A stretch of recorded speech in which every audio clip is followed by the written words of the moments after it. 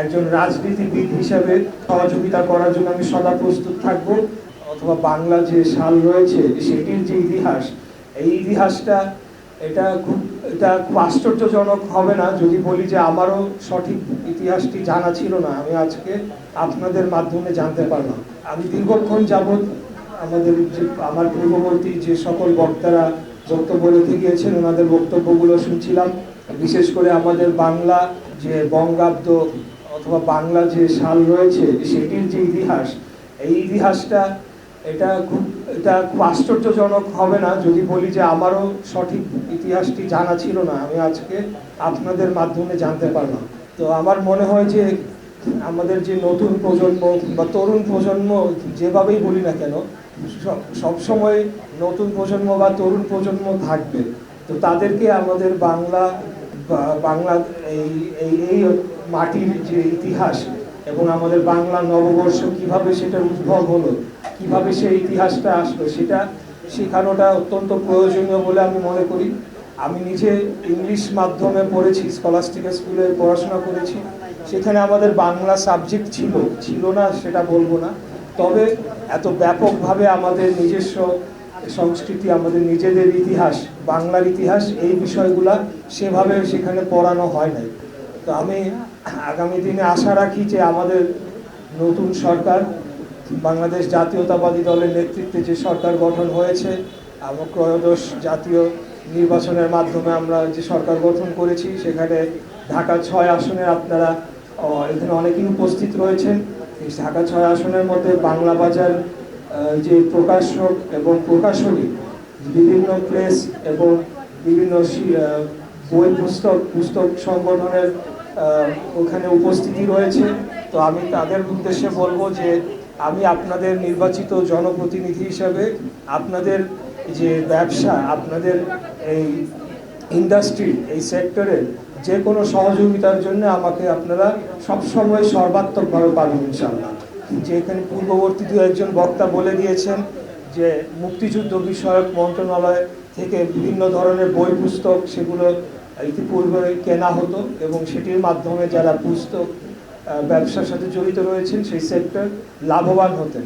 আমরাও চাই যে আগামী দিনে আপনারা আরও বেশি লাভবান হন। তবে এখানে একটা প্রশ্ন, আমার একটা কথা রয়েছে, সেটি হলো বিগত 17 বছরে আমরা দেখেছি যে কিভাবে চাটুকারিতা এবং তৈলমর্দনের জন্য বিভিন্ন বই পুস্তক লেখা হয়েছে, সেখানে ইতিহাসকে বিকৃত করা হয়েছে, মুক্তিযুদ্ধের ইতিহাসকে বিকৃত করে এক ব্যক্তির একটা সম্পত্তিতে রূপান্তরিত করা হয়েছিল, যার মাধ্যমে সেটিকে পুঁজি করে একটা ফ্যাসিবাদী একটা মাফিয়াতন্ত্র কায়েম হয়েছিল। তো সেই সকল যে সব বই রয়েছে এবং একটা পার্টিকুলার গ্রুপ অফ পিপল, তাদের থেকেই শুধু বই পুস্তকগুলা সংগ্রহ করা হতো বলে আমি জানতে পেরেছি। তো আমরা চাই যে সেটার পরিবর্তন ঘটিয়ে সৃজনশীল এবং সত্য ইতিহাসকে প্রকাশ করে এই ধরনের বই পুস্তক আগামী দিনে প্রকাশিত হোক।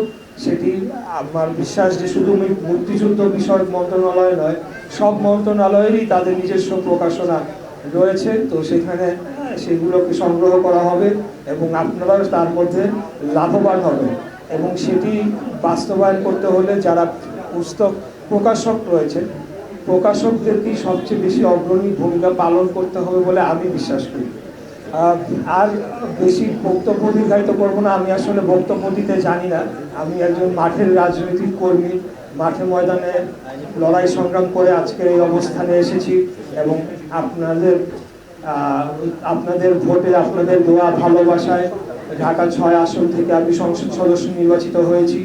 আজকের আমাদের মাননীয় প্রধানমন্ত্রী দেশনায়ক জনাব তারেক রহমান উনি আমার উপর আস্থা রেখেছেন, আমাকে মুক্তিযুদ্ধ বিষয়ক মন্ত্রণালয় প্রতিমন্ত্রীর দায়িত্ব দিয়েছেন এবং ভবিষ্যতে যে কোনো দায়িত্ব উনি দিবেন সেই দায়িত্ব আমি পালন করার জন্যে, দেশের জন্য, জনগণের জন্য এবং আমাদের এই শহরের যে সীমাহীন সমস্যা রয়েছে সেগুলোকে নিরসনের জন্য এবং যখন যেই সেক্টরের যেই মানুষটাই আমার কাছে সহযোগিতার জন্য আসবেন, একজন রাজনীতিবিদ হিসাবে তাদেরকে সহযোগিতা করার জন্য আমি সদা প্রস্তুত থাকব এবং যে কোনো পরিস্থিতিতে, এখানে মোশাররফ আহমেদ ঠাকুর বলে গিয়েছেন দল মতের ঊর্ধ্বে উঠে, অবশ্যই দল মতের ঊর্ধ্বে উঠে অন্যায়, অবিচার, দুঃশাসন, অনাচারের বিরুদ্ধে রাজনীতি করার জন্য আমরা দাঁড়িয়েছি। আমরা বাংলাদেশ জাতীয়তাবাদী দলের যারা সাচ্চা কর্মী যারা রয়েছেন তারা সেটিকেই বিশ্বাস করে।